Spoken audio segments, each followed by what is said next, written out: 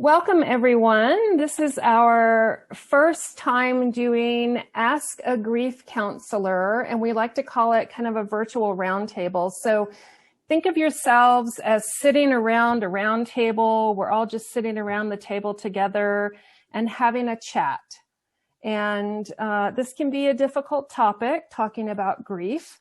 And we acknowledge that, but this is a compassionate place to have these conversations, and we welcome questions and comments as we go throughout the next hour. So without further ado, we will get started. So this is the Colorado End of Life Collaborative, and we are joined this evening by two of our affiliate members who work in the field of grief. And so this evening we have Janet Reichart, and Janet Reichart is a grief counselor, and her business is 4 Winds, 5 Elements, Counseling and Healing Arts. And we have Laurie Freeman, and Laurie is with Grief Recovery with Laurie. And both of our hosts this evening have different perspectives and practices on grief. So I think this is a really good opportunity to get some differing perspectives on how people help out others in grief practices. So I'm going to open it up and ask Janet if Janet will introduce herself and tell you about her background, how she got into this, and a little bit about her practice. Thank you, Cindy. I appreciate that. So I'm Janet Reichart. I am a licensed clinical social worker. I have a counseling practice in Lakewood. And I think I got into grief before I was born. My parents actually sustained some pretty significant losses before my birth and then afterwards. And it wasn't until years and years later in therapy where a therapist said to me, "Well, of course you do what you do. You've known grief before you knew life," which is true. And so I came to this field itself later in life. My practice is just over a year old. Went back to school. I often say it took me 39 years to get a bachelor's degree and 9 months to get a master's. Knew I wanted to be in social work. Knew I wanted to work with end of life. And so a great deal of my experience is actually in hospice and palliative care. I've got about 6 years experience there.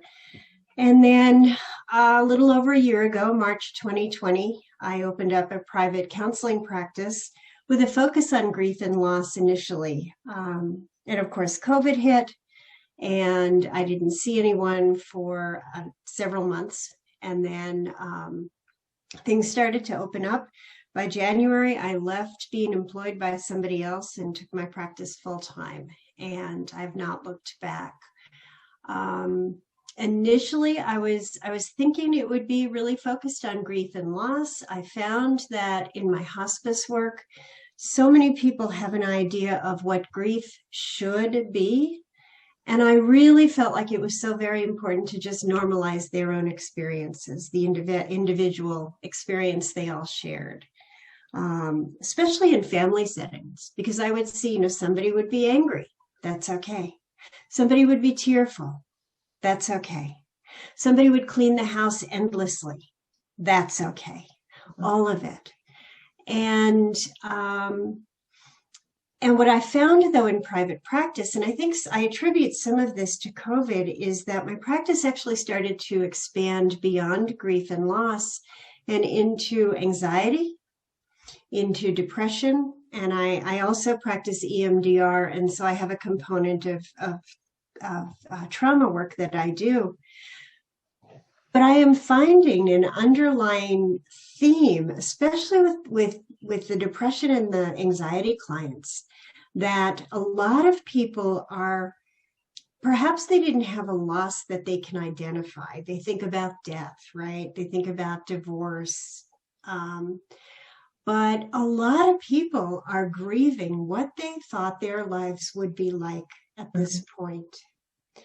And normalizing that for them has been a very interesting experience. And so, I weave grief work into a lot of the engagement that I have with clients when it feels appropriate. And sometimes there is, the light bulb goes on. It's like, yeah, or we forget, we grieve, especially some of my clients are a little bit older, a loss of purpose, loss of ability, loss of independence. Nobody thinks to name grief around so many of these losses because they don't see it as being that bad. Like, I retired, I'm supposed to retire. It's not that bad. So a lot of what I do is spend time really encouraging people to understand that when we compare our loss, when we compare our grief to the experience of others, first off, we're always going to come up lacking. And second, it is as real for us as somebody else's loss that on paper looks like it's more, whatever that looks like. And so spending a lot of time really helping people to understand that grief and loss is individual, it is pervasive, it is a part of life. And then I work with them to have tools to get to a point of acceptance, of an understanding that they are forever changed. Life will never be what it was, but it can be light. And I find that a lot of the people I work with, and I actually was one of them, they equate grief with love, right? So if I heal, I don't love this person anymore. So I spend a lot of time kind of on that journey. Many of my clients come to me with anticipatory grief, or when their loss they have experienced is fairly new, say months, sometimes even weeks old. I have a few that are kind of longer down the road, and after watching Laurie's video on her website earlier today, I will probably be making some referrals because her work is pretty fascinating as far as I'm concerned. So I'm just going to introduce Laurie. Thank you, Janet. So I'm Laurie Freeman, and I have my business called Grief Recovery with Laurie. And my journey with grief basically started 11 years ago, April. My 19-year-old son died by suicide. 7 months later, my husband took his life. And 5 years later, my daughter ended up dying by an accidental overdose. I mean, I got actively involved with suicide prevention in Colorado, and I helped found the Colorado chapter of American Foundation for Suicide Prevention, and was very active with them for like 6 years. So I felt like I was healing and I was helping people, and that people that wouldn't have to walk in my shoes, but I never really confronted my grief. I am busy, which is one of the myths of grief, is keep busy, be strong, time heals, and all that. So I really bought in all of that. And 2017, so my daughter died in 2015. 2017, I was not happy with the corporate world. I had contemplated, becoming a licensed counselor like Janet. But then my mom got dementia, and traveling back and forth to New England, I just didn't have the bandwidth. Also raising my daughter's young son, who is now 7, but he was 15 months old when I started raising him. So I heard about the grief recovery method, and I said, this sounds really interesting. The idea of it's only 7 weeks of someone, going through a process trying to so-called recover from their grief. So I said, I'm going to try this program, and if I like it and it works, I think this is what I want to do with my life. I felt this calling really help people through their grief. So signed up, did did the program. The first 2 days of the program was doing the entire 7 weeks in 2 days. And I had been so angry at my husband for 7 years. How could you do this, knowing the pain that a suicide can cause? How could you go ahead and do that? So I had to work the program, and I worked it with him. And by the time I got to the end of the program and I delivered communications out loud to him, the lightness that came over me, the breathing, I sat up straighter, my shoulders dropped down. I just felt so good. I want to bring this to other people. So the grief recovery method has been around for over 40 years. It's in multiple countries. It's an evidence-based program, and it helps reduce grief by teaching the grievers new skills and how to cope and process their grief. We could confront those old myths that time heals and, be strong and, all those myths and unhelpful patterns, that people use to help themselves feel better, but they actually don't. And then we examine the way grief has impacted their life through assignments and exercises and reading, and then how to let go of that loss through identifying what those undelivered communications are. What do I need to apologize for? What do I need to forgive for? And what do I just need to say? And with what Janet said about people think grief is death and divorce, but there's over 40 different kinds of grief. Like Janet mentioned retirement. That's grief. Who am I now? I identified with that person who went to work every day. Who am I now? And how do I deal with that? And people who have lost their jobs during the pandemic, we're taught that retirement, kids going off to college, job loss, moving, we're taught that that's just part of life, but we grieve all of those events. And if we don't process those grief things that come along, then they accumulate inside us. And eventually we just kind of explode. And also those intangible losses. Janet mentioned that people are grieving the loss of a lifestyle. Well, I definitely did. I mean, I sold the family home and I moved into my own place. And 3 months later, my daughter moves in, my grandson moves in, and my son-in-law moves in. And 3 months later, my daughter is gone and they're still here. So I definitely had to work the program in order to deal with that intangible loss of a lifestyle I thought I was going to live. So it's not just death and divorce. It's so many changes that happen in our life that can cause us to grieve. And that's why I do what I do, because I have seen so many transformations by the time they finish the program that,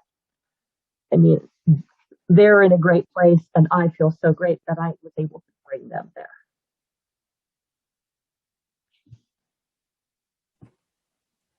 Thank you so much, Janet and Laurie, for those really lovely explanations of what you do and why you do it. And as you can see, our listeners, they're very different. They come from very different perspectives. They're obviously their experiences are different that brought them to this work, but lots of similarities too.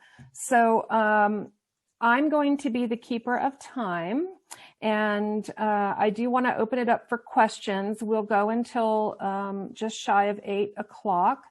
And I'll open it up for questions. And I would just say, if you're not asking a question, if you would stay muted, that will help sound. And if you are asking a question, unmute yourself And feel free to go ahead. And if you want to say who you're directing the question to, whether it's Janet or Laurie or both, that would be helpful. So if anyone would like to be the first to go. I can ask a question. This is for both of you. Do you usually see individuals by themselves or families or loved ones, or do you do group workshops, or how does that look in your particular practices? I work with individuals. I work with adults 18 to as long as they can make it into my office. I actually do see people in their home too.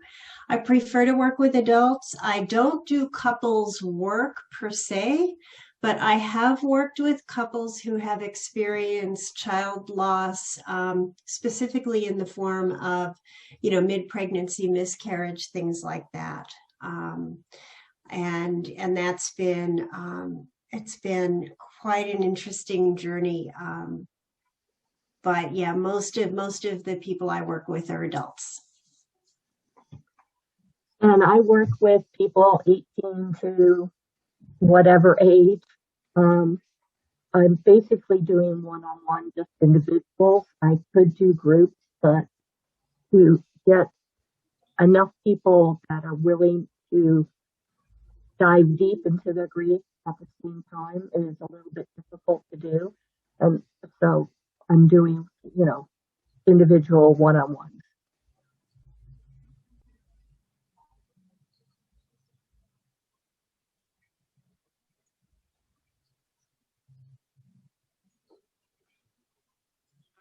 Cindy, I have a question.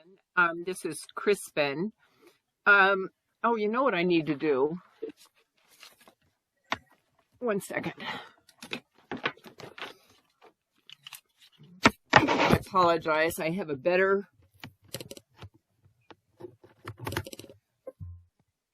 microphone. We can hear you just fine, Crispin. Okay, thank you. So it's source of your clients. Laurie, you had referred to, or excuse me, Janet, you had referred to hospice work.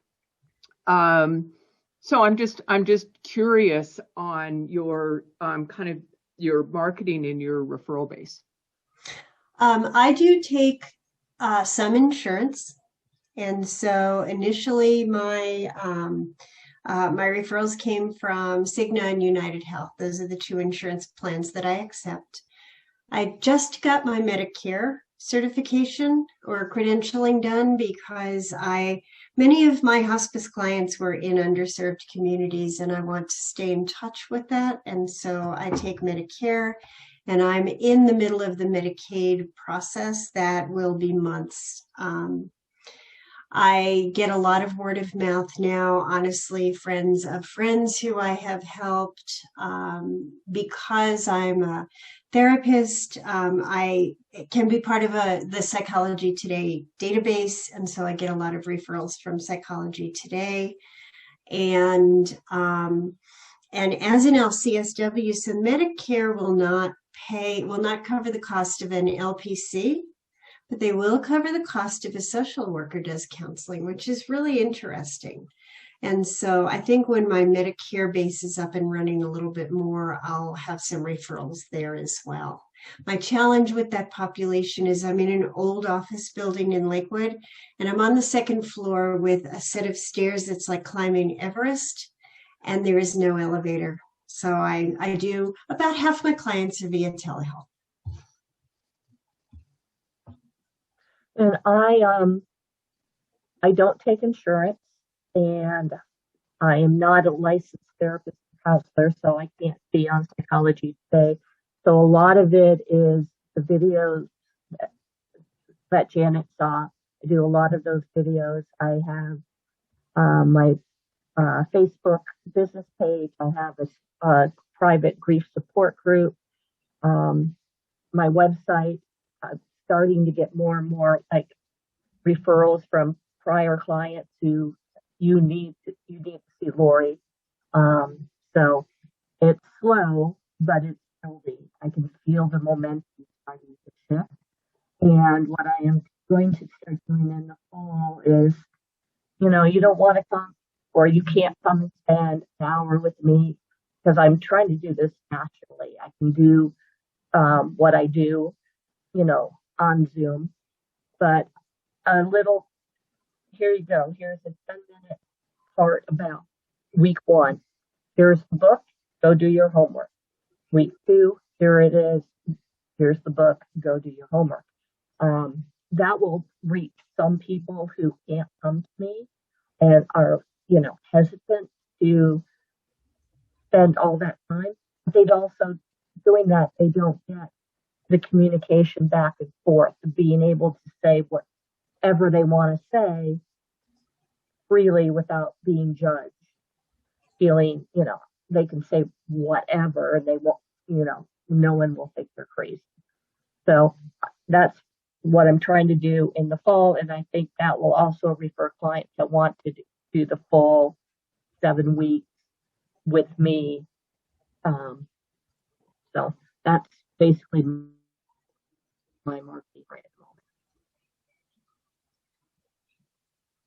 I actually have a question, Laurie.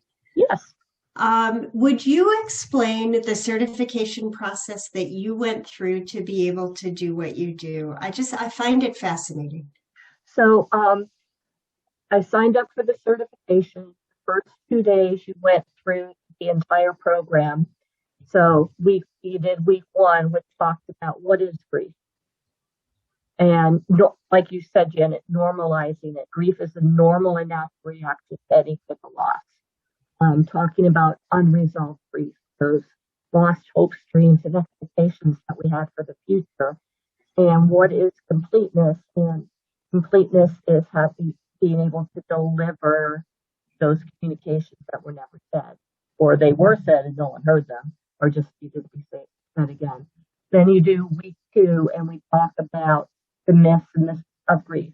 And we've all heard about the stages of grief, but the grief recovery method doesn't believe there's really stages. That was originally for a terminally ill patient. And then we talk about what we call STIRBs, what people do to make themselves feel better. You know, retail therapy, drinking, drugs, sex,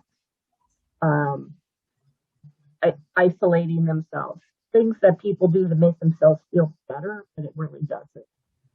And then we go and do a loss history graph. So what are all the losses you've had in your life since you were born? And, you know, you get to be my age, your loss history graph is like, yeah, big and long, because you've learned that losses just aren't death and divorce. So I lost a dog when I was a kid. I moved. I lost a boyfriend. I lost a job. You know, things like that. You know, my parents, I started paying the utility bills when I was 17. Loss of security, one of those intangible losses. And then most people come to me with a loss that they feel they want to work on. But I've had a couple of clients, after they've done the loss history graph, decided, I need to work on this one before I work on this one, because we start to find patterns in how we grieve.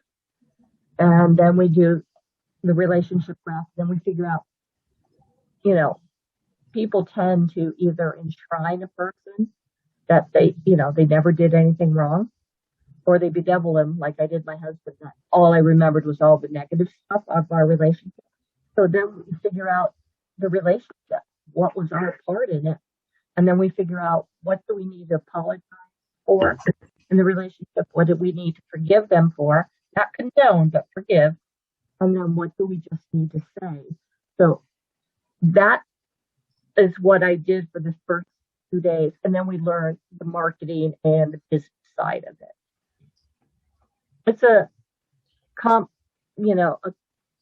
really great program, and they do a really great job of teaching you how to do the program. That's awesome. Yeah. Thank you. You're welcome.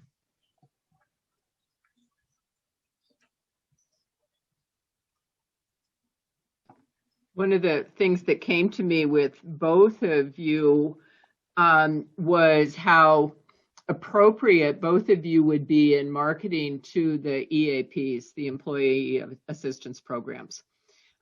Whether, Laurie, in your circumstance where you take, or Janet, where you take insurance, Laurie, where you don't, it doesn't matter, or the workshops. In my former life, when I was doing employee benefits and doing consulting work, we were a provider with Mines and Associates, MINES, and they're a big provider where, companies contract with them to do the EAPs, the Employee Assistance Programs. And as I said, it just kind of flashed with both of you guys, the difference in your programs, however it might be. But I could just, at your age group that you're working with, as the adults and the topics that both of you cover, in the way in which you set up your sessions. So anyway, I just had a thought. Wanted to share that. Thank you.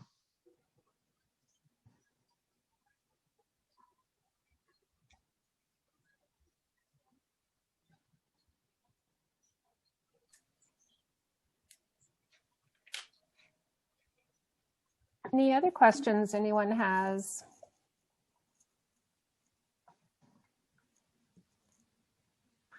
Janet, are you in your office all by yourself, or do you office share? I have my own office. I actually kind of flipped roles. So when I opened my practice, a former supervisor, when I was getting my master's, reached out to me and she said, I'm going to be retiring. I'm going to Germany to spend 4 months with my grandkids. Would you like to sublease my space? I said, yes, that's why I ended up in Lakewood.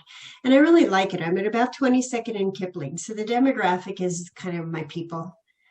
And over time, COVID hit, she didn't go. We all ended up doing strictly telehealth. This year, I actually got large enough. Practice grew. I quit hospice, took over the space, and now she leases back for me 2 days a week. So it's kind of the roles have switched. I have hours Wednesdays through Saturdays. And Wednesdays and Thursdays, I go late into the evening. So it's about a 12-hour day for me. But then Friday and Saturday, I see 5 people. So giving myself the 3 days off. Usually Tuesdays, I'm doing catch-up work, administrative work, returning phone calls, so I can just hit the ground running with clients. And I'd say probably about a half to a third are telehealth now. People have appreciated coming into the office. And I also, I think that, and I'm also a Reiki master, so I do a little energy work there in between as people request. Good. I have a question about grief. I'm just going to put out there to either one of you or both of you if you both want to answer it. And I was just wondering if you could explain to us a little bit about anticipatory grief, and maybe also about complicated or compounded grief. If you could talk about one or either of those, either one of you or both of you. Okay. Laurie, you want to take that one first? Anticipatory grief. I experienced that with my mom. I mean, I knew what's going to come. I haven't really had any clients that have had that. Everyone that has come to me has already experienced their loss. But, I take that back. One client, she came and didn't work on that, but we talked a lot about her mom and how her mom is slowing down and the anticipatory grief of what she is going to face with, will her mom, stay in her home? Will her mom move in with her? Or will her mom go to a facility?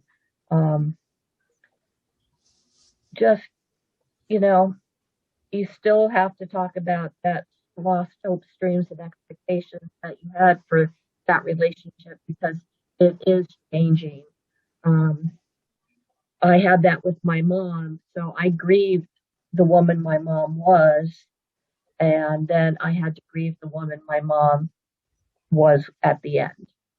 So it's kind of the same, where you still have to, talk about that relationship and how it was and how it's going to be as you anticipate what's coming to the end, but also be able to talk to that person and communicate feelings and thoughts, and not be afraid to talk to that person because, like Cindy said earlier on, we need to have these conversations, and you need to have that conversation while that person is still here. Throw it over to you, Janet. I think you nailed it. Anticipatory grief is something we think about caregivers, especially going through. They're anticipating this loss, or if somebody's going to be laid off, they're anticipating a change like that. And the symptoms of anticipatory grief are no different than the symptoms of post-loss grief, right? So you have people who feel like they're angry. You have people who are just blindsided by profound feelings of sadness and despair, and eat too much, too little, drink too much, too little, sleep too much, too little, all of it. Especially in my hospice work, and putting on my end of life doula hat for a second, we face anticipatory grief in the families we serve, but we also face it in the clients we serve. So when we think about grieving at end of life, we really think about who's going to be left behind. But the person who's saying goodbye is also grieving. And I found in my hospice work, when I started to introduce that conversation in, it was almost like they gave themselves permission. The person who was ill gave themselves permission to say, yeah, I'm grieving. It's I would have so many people who'd say, I'm not afraid of dying. I'm afraid of saying goodbye. Mm-hmm. And so that anticipatory grief is that anticipation of saying goodbye and what's life going to look like afterwards. Complicated or compound grief is a lot of people think, if I grieve, like if I cry hard every day for 6 months, I have complicated grief.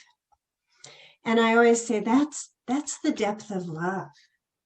Complicated grief for me is homicide, suicide, where somebody's behavior, their personality is so gravely altered that they literally cannot function. They are possibly a danger to themselves or others.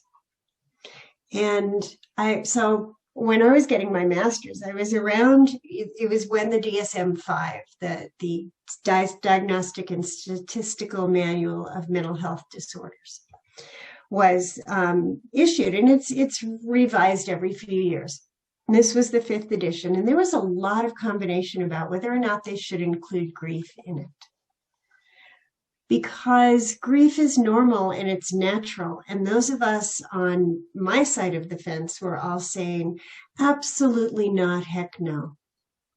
Because we have to go through this process. We have to live, we have to walk in grief with support. And if we just medicate it away, which was the fear of putting grief in the manual, in the book, we would just minimize it into a mental health diagnosis that completely sanitizes the emotion behind it, the love behind what makes grief so painful. So it's in there, but it's in there now as complicated grief. And for me, again, that looks like just potential to harm self and others.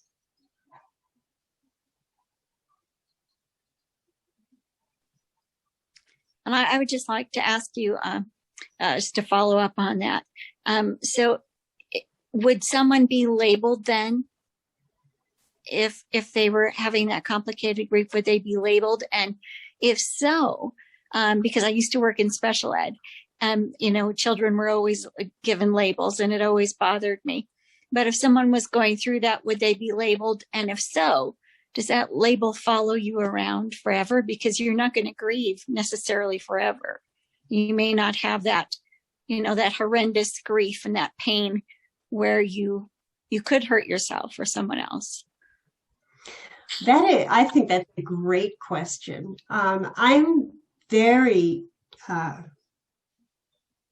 conservative when it comes to diagnosing. I mean, I'm licensed to do that. I, by choice, do not get into profound mental illness. So the personality disorders, that's a trigger for me, and I don't support that well. And for that reason, I'm very, very, very cautious about slapping a label on somebody. So what I would do is say, if somebody were to come to me and say, I'm really suicidal, and my first question is, do you want to be dead, or do you want things to be different? Mm-hmm. And usually the response is, I want things to be different.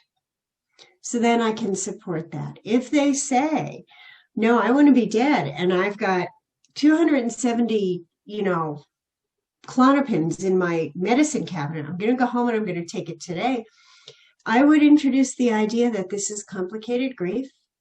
This is a life-threatening situation, and I have to follow certain protocols. Mm-hmm. I view the diagnosis of complicated grief much as I would somebody who has situational depression, right? So they can, forever go into their lives when the edges become less sharp, and say, I went through a period of time where, I was suffering from complicated grief, and I'm in a period of recovery. That has been resolved, and I'm okay now. That's a great question. Thank you so much. I have another question too that I think could help a lot of people with the answer to this. So in our personal lives, if you think about our friends, our neighbors, our coworkers, even family members who are going through a grief process, what would you say would be things that someone could look for that would tell us that they're not, that they need to have additional help, that they're not moving through the process in the healthiest of ways, that they might be exhibiting some signs of crisis or anything like that? So what would you, one or both of you, recommend that just the average person look out for people they care about? I would look out for where they're isolating themselves. They're not going out. They're basically staying inside themselves.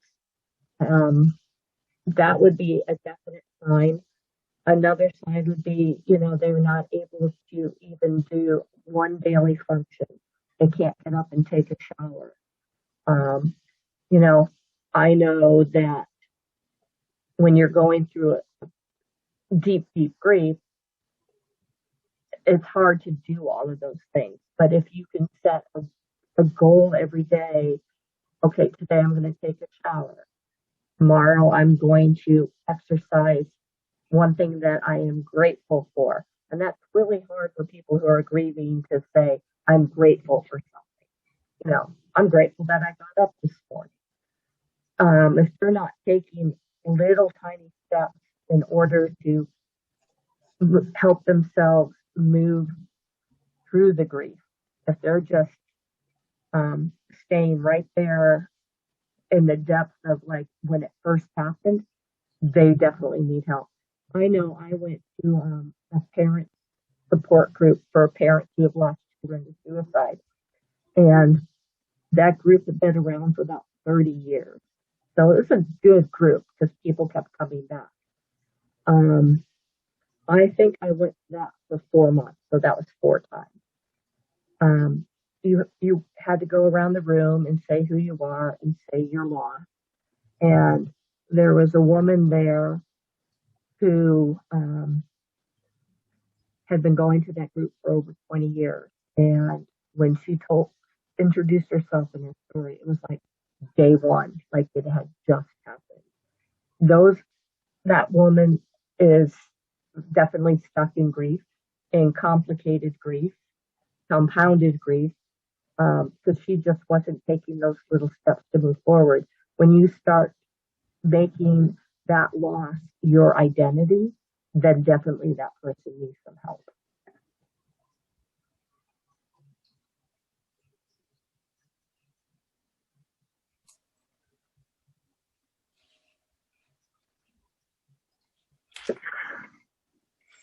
I had a question. Both of you had talked about normalizing grief, which I think is so important. Is there anything that you might suggest that we could do just, for our friends that may be struggling? I have friends whose parents, have dementia or Alzheimer's, and just the anticipatory grief they're dealing with, or just when we see other friends go through loss. I mean, do you have suggestions on just how we can normalize grief for people and what their process might be? Yeah, I love that, and I think that's really thoughtful. Oftentimes, I will initiate conversations with signs of grief, just to say you may suddenly feel like somebody put a bag over your head and you can't think clearly. You can't remember anything. I promise you, this is not early dementia. This is grief. This is normal. You may, and I will say, everyone in your family is going to grieve differently, but nobody's going to do it wrong. So there's that you may eat too much too little, sleep too much too little, become very angry, clean the house, go numb. People worry, I'm numb, I don't feel anything. And I sometimes will say, sometimes I think that is our brains or our soul's way of protecting us from the full onslaught of what has happened. Mm-hmm. It's okay to go numb, and it's okay not to really feel and process until those anniversaries. And I know people who sort of felt like they were kind of okay, and then first anniversary of a death went by and they were absolutely blindsided. So really take all of those signs of grief, all of those symptoms that somebody is grieving, and put it out on the table and just say, you or somebody in your family may be experiencing this, and it's okay. Mm-hmm.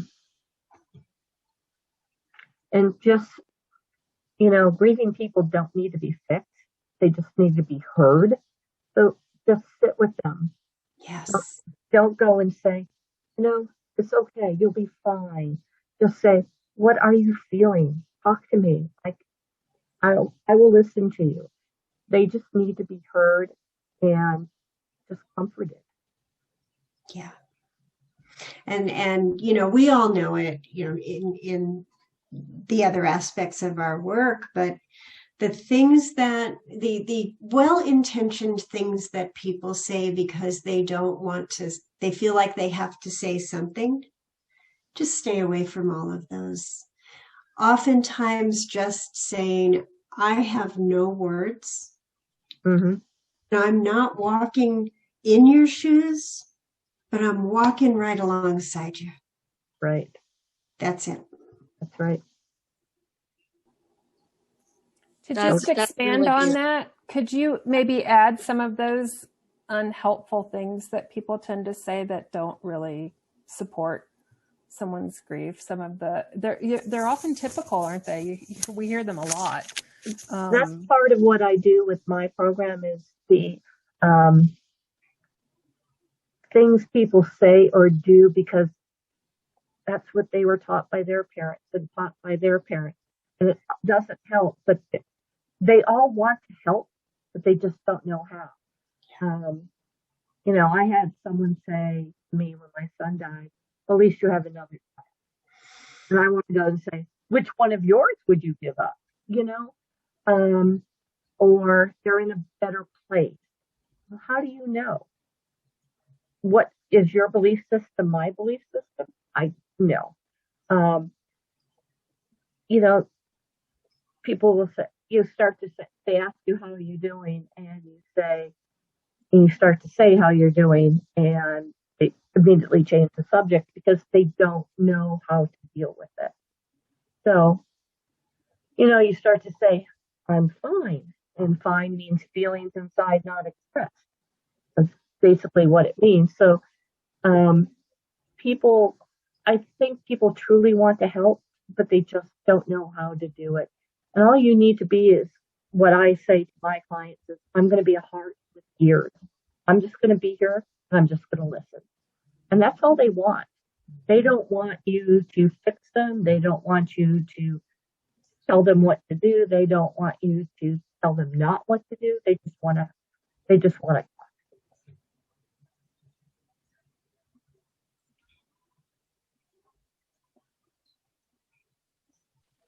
I just wanted to say that for me, after my little brother died, I was 28 and he was 24. He committed suicide. And I was in really deep grief for the first 8 years where I really became a closet crier. I couldn't cry anymore in front of my family. I couldn't cry anymore in front of my friends. Everybody was kind of done with me. So I became a closet crier. But all I really wanted was a hug. I just wanted somebody to hug me. I didn't care if they said anything or not. I just wanted a hug, you know, just to be acknowledged. Yeah. And so, you know, everything that you're saying is just so right on, you know, and people really don't know what to say. And sometimes just a hug is okay. Yep. And that was so hard going through the pandemic when I opened practice back up, that we wore masks, we sat 6 feet apart, and we didn't hug. And then when my clients were fully vaccinated, I had one client, it was the last session, and I mean, the transformation in her was awesome. We're actually going to she was isolating all the time. We're actually going to First Friday down in Santa Fe next weekend. She's getting out. But she goes, can I hug you? And I'm like, oh yeah, please. Because everybody just needs a hug. And, you know, we weren't able to do that for so long. Yeah, that's so true. That ability to just share space and feel each other's energy is so, I don't know that we knew how important it was until we all experienced the isolation of the pandemic. I mean, I'm a total introvert, and I will say the first time actually getting together with people, hugging, oh my gosh, we need that, and we need that in our work especially. Yeah, definitely.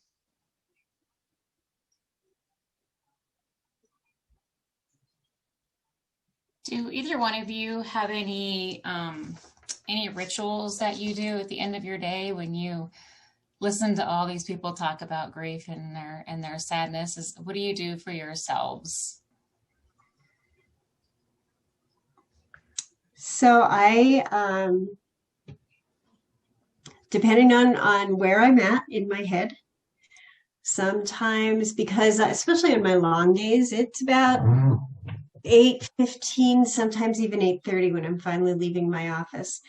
I might call a friend who doesn't mind talking on the phone that night, and not for counseling, but just talk me home. How was your day?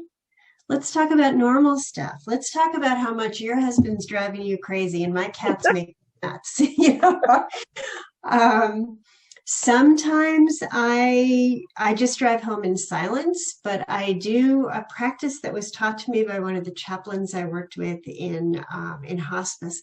I will roll down the windows, or if it's really cold, imagine they roll down, and just literally imagine that the air that is coming through the car is taking the day away, and it is taking it outside and it is recycling it into the earth where it can become something nurturing again.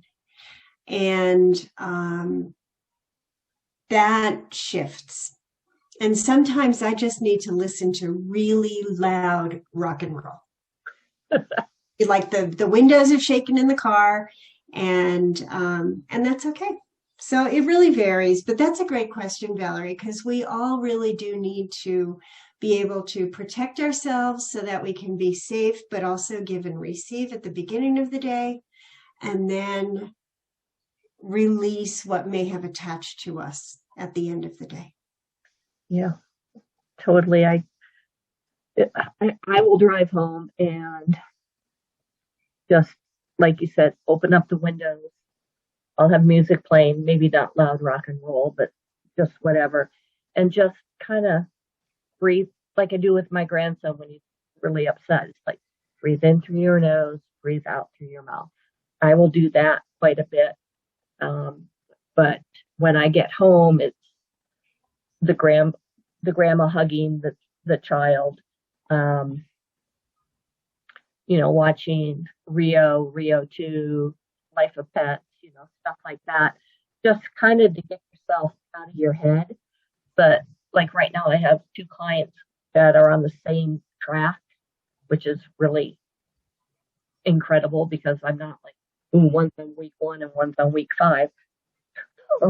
But I try to take a week or 2 off between starting the next round of clients, just so I can get my head back into a place. Because,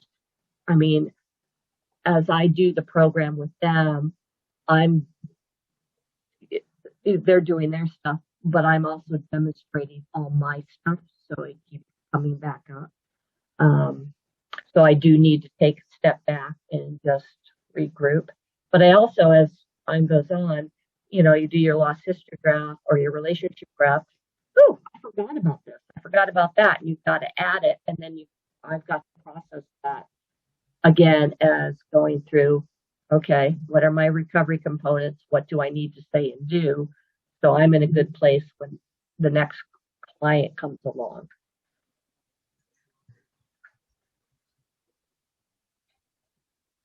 And I also sit on my deck in the summer because that's my happy place. I think, Janet, you would agree with that. Nature's a good way too, isn't it? Oh my gosh. Yes. Yes. Even though my flower pot is waterlogged from all the rain. Yeah, I do soil therapy. In between rainstorms today, I was out weeding just to connect with the earth. Yeah. That was a great question, Valerie. So we have just a couple of minutes left. Is there anyone who hasn't asked a question that would still like to do so before we close out this evening? I wish we would have ended with Valerie's question, but I still want to chime in and ask something real quick. And you guys have been nice and succinct, so we should be able to fit something in. I have a blog post that I wrote called "A Grievance of Grief Equals Love," and it's about the conflation of grief and love, and the distillation being that grief really is just grief. So when we do talk about grief being love, what do you have to say about the fact that it's not always based in love? If a relationship was complicated, there was abuse, there was trauma, and it really is just about the loss, and being mindful of our messaging that grief necessarily equals love. I love that. And the more I do this work, the more I really see that. I'll share an experience I had from hospice that really taught me about that. There was a gentleman who was a caregiver caring for his mom who was dying. They had been marginally estranged most of his adult life. And yet, as an only child, he and his wife found themselves in positions of caregiver for close to a year. And as she was approaching end of life, he would say to me, "Why am I sad? Why am I so sad? Why? There's no love here. Why am I so sad?" And that was when I learned how we grieve the loss of what might have been. Mm-hmm. And every adult child who is watching a parent die that perhaps they had a very complicated relationship with every spouse who is watching a spouse or a partner die, who they stayed together for all reasons that don't equate to love. They are all grieving the loss of what might have been, because there's a tiny part of us, I think, that holds on to hope that someday something might change. Yep. And that's part of what unresolved grief is that I teach, is the lost hopes, dreams, and expectations that you have for the relationship. So I had a gentleman, I was doing a tabling event at A9 Healthcare because they finally realized that grief is part of health. And he came up to me and he goes, I haven't cried in 50 years. I just want to cry. And he had tried every religion, every modality, every drug, everything to make himself feel better. And he had had a horrific childhood. And he was grieving the loss that he was never going to have the childhood that he thought he should have. And his completion letter, and where I deviate from the program is, you want to make your letter long? Make your letter long. You want to work 10 hours on it? Go for it. His completion letter was 11 pages long, and he cried at the end. And he laughed at the same time he was crying, which was completely wonderful. But we can grieve the loss of what we thought our life should have been. Mm-hmm. That is, it's a grief. It's no different than any other grief. You feel it 100%. But you have to grieve the expectations that it could have been different.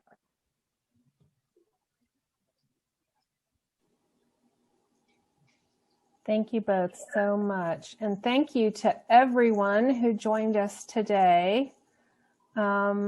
We greatly appreciate this forum to bring our expertise and wisdom to you on different subjects. And we greatly appreciate your taking the time to join us this evening and to engage in really important topic and conversation. So I hope you all have learned something, gained something. Maybe you'll find that you're able to help someone else through something along the way based on something that you heard here tonight. So we very much appreciate it. You will find this recording on our YouTube channel and on our social media pages. So if you think of someone who could be helped by it, we encourage you to share that with them.